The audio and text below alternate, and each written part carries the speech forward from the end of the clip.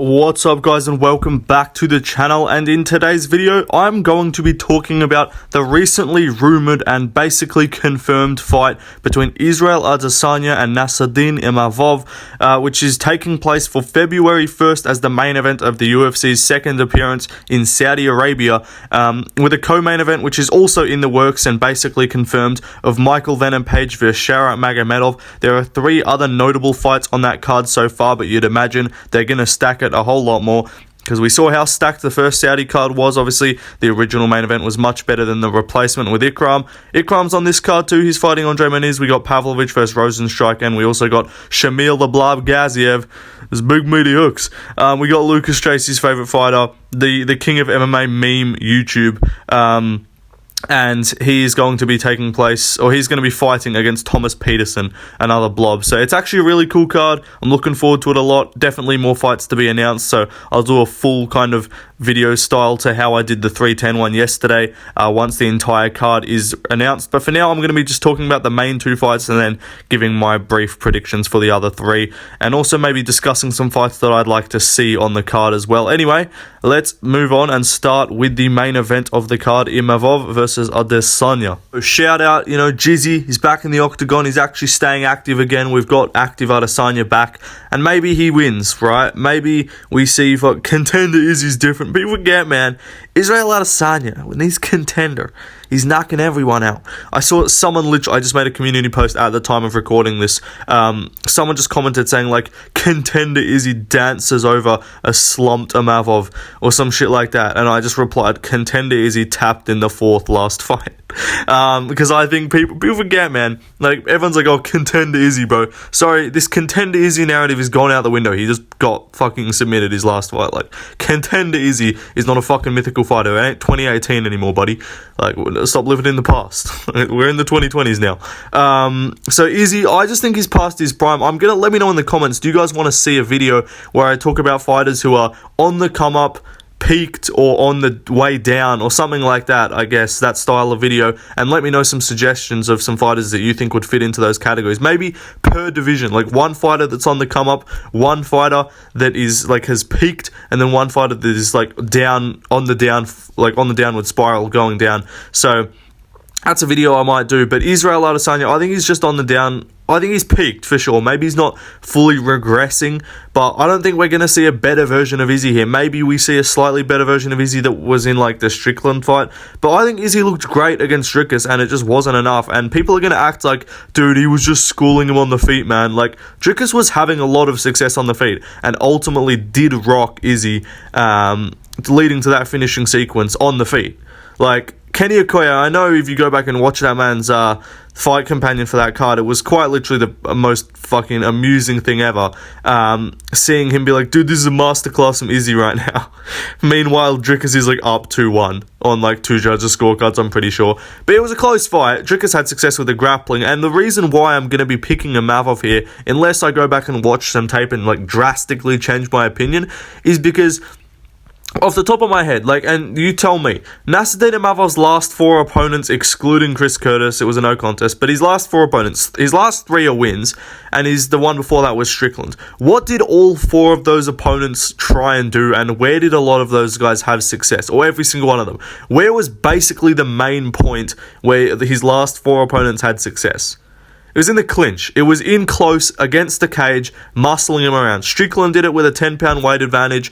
Delidzi just walked into punches the whole time and then would end up in the clinch and stall out some time. Cannonier was having some success kind of just physicalitying him around, and then Brendan Allen obviously had a strong first round before kind of fading, and Imavov took over late. But in my opinion, that is the success that those guys have had. I don't think Izzy's clinching him, and even if he does, I think Imavov, this is going to be the first fight where Imavov isn't just outsized and outstrength. I think Izzy's probably a little bit taller, but he's not just going to be getting muscled around in the clinch and just be able to just get pushed up against the fence and not be able to do anything about it. I think he can dictate where this fight takes place, not only because I think his takedown defense is great. Obviously, I doubt Izzy's going to be shooting for takedowns here, but all which I think favors Imavov when he doesn't have to worry about takedowns coming back his way.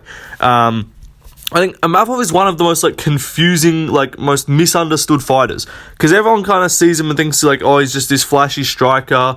I don't know, what's his grappling like? yeah, but he's Imavov, like he's Dagestani, he must be good at wrestling, and he is. So I think Imavov's like a guy where he was like a submission threat, like a grappling threat, like he fucking beat up Shabazian on the ground. Like he's had good performances in the grappling. He took down Allen in the second and third and was just beating him up on the ground. Like that's basically how he won the second, was just took down Imavov, took down Allen and just beat him up on the ground and almost subbed him. Like his grappling is really good. So I think not only does he not have to worry about takedowns, he can do his entire arsenal and he can worry and not have to worry about what Izzy's doing in terms of grappling.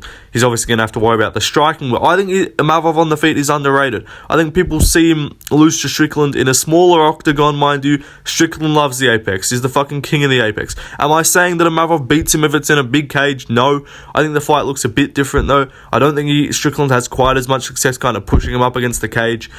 So I think Imavov is going to do well here at range. He's quick. His hands are fast, but I'm telling you, watch this guy put together combinations. He cracks.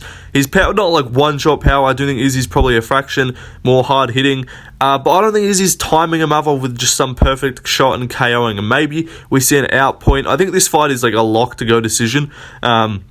Unless we see the mythical fucking contender Izzy appear, despite losing his last fight, and just get a random KO. But Imavov's also got a good chin. Like, this dude hasn't really been rocked badly. And he's fought some hitters, like Cannonier. Strickland's not a hitter, but like he fought Cannonier, you know, he's fought some guys. He's been hit with some shots, and Buckley, and he doesn't really get rocked at all. Like, Buckley fucking kneed him square in the face, and he was just fine. Imavov's got a good chin. I don't think Izzy's putting him away. I don't think Izzy's going to just wobble him. And I think Imavov's just going to be quick bouncing around on the outside. And Izzy hasn't quite looked as bouncy recently. Pause. No, did he?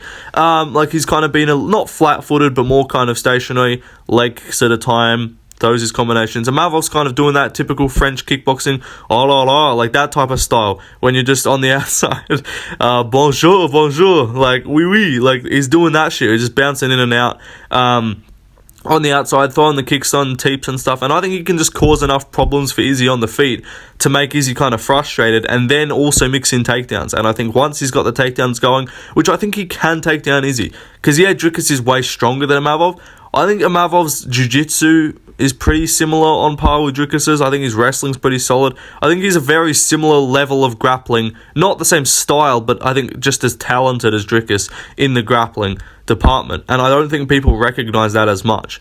So I think he can take down Izzy a few times, make him worry about that. And once that happens, then he's going to be able to open up his hands a bit more. And I'm telling you, this guy's punches are good. Like, this is not striker versus grappler matchup. And this is also not just Izzy's going to just outstrike him. He's way better on the feet. Like, I think the striking is close. Izzy's probably a bit more technical. I think at this stage of their careers, Imavov's a bit quicker, a bit more quick to the punches, maybe a little bit faster on the reactions. Not sure. We'll see what happens. But I don't know. I'm picking Imavov. I think he's got some hidden advantages in this fight, which I don't think people are recognizing.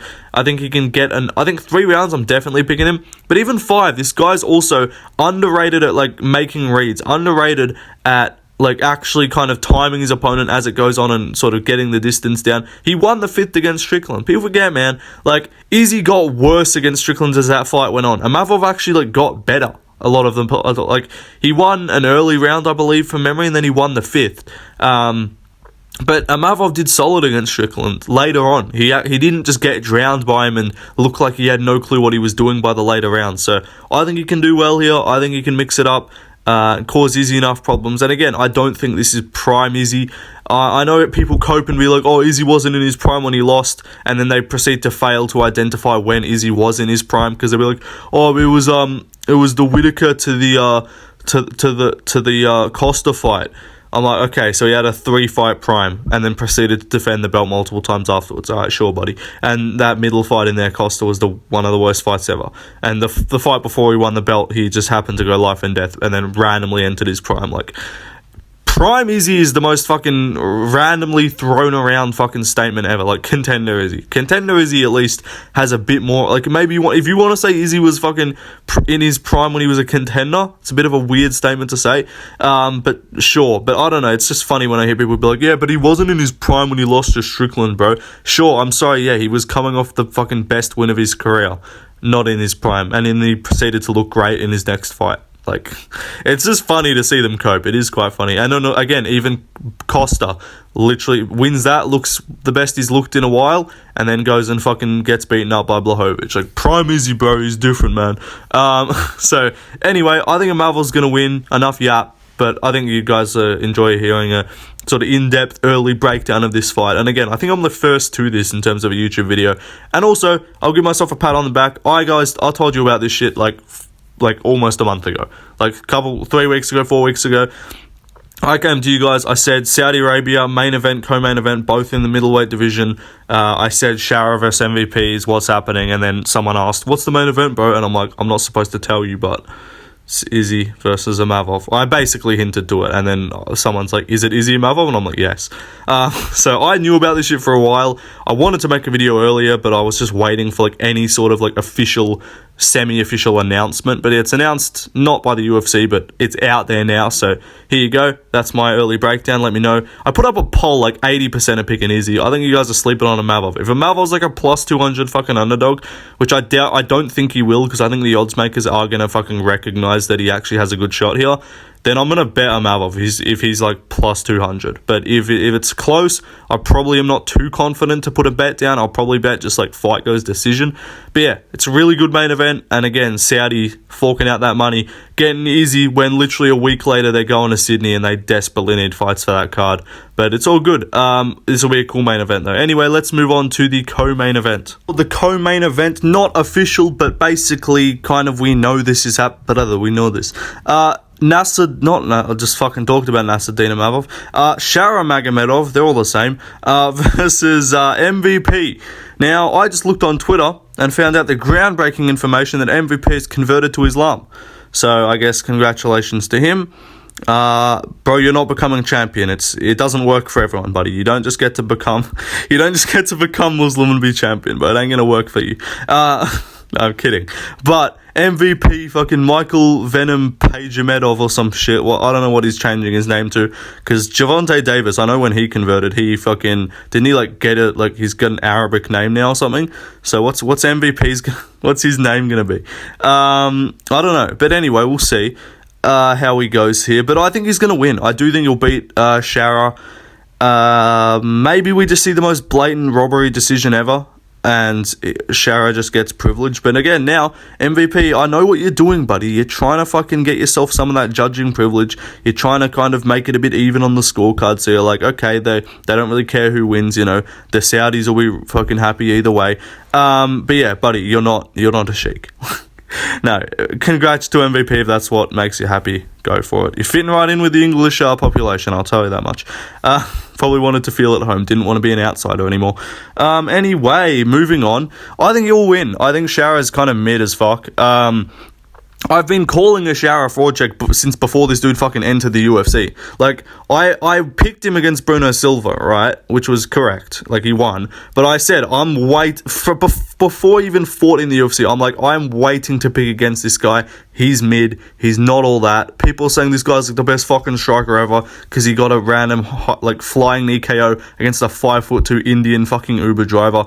Not a joke. Lightweight. Literally a 5'2" lightweight fucking taxi driver with like an 0-6 record. He got like a 5-second KO, and he was posting that as a highlight in the lead up to his fight, saying like, oh, I'm a problem for middleweight or some shit. Like, buddy, it's a 5'2" man. Like, my sister is taller than that guy. But yeah, I think it's just mid.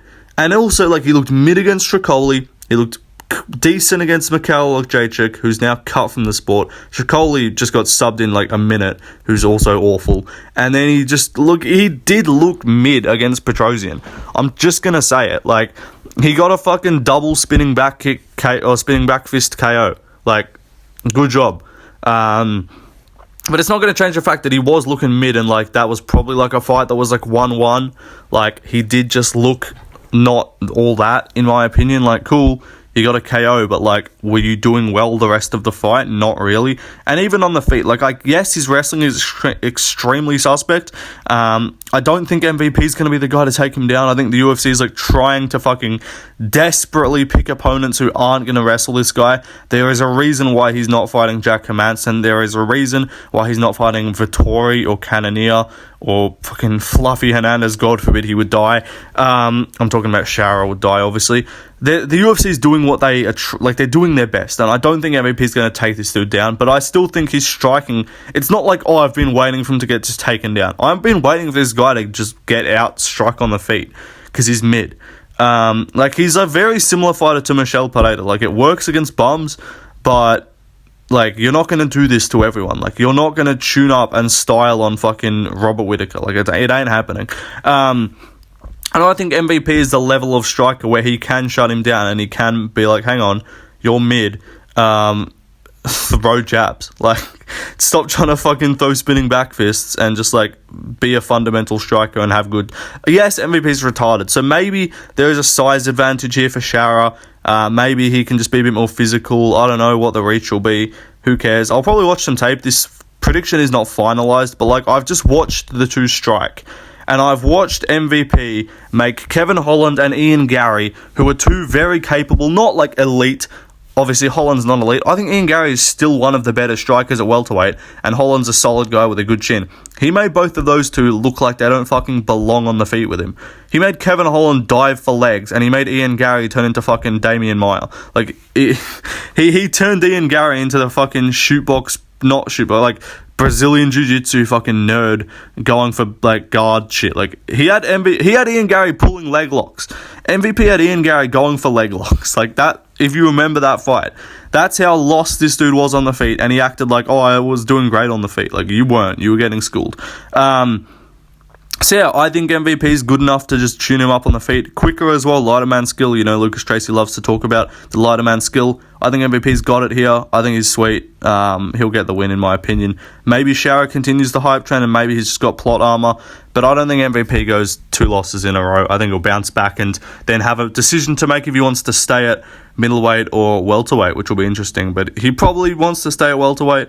But if he's like, I don't know how hard the cut is for him. If he's struggling with a weight cut, stay at 85. You got fun fights there. He's not going to be a champion, and middleweight sucks. So he should probably stay there if he wins. Anyway, let's move on to the next fight. Next fight on the card, I'll speed through these last 3. We got Rozenstriuk, Cutman Tate versus Sergey Pavlovich. Racially motivated Pavlovich is back, boys. We are so back.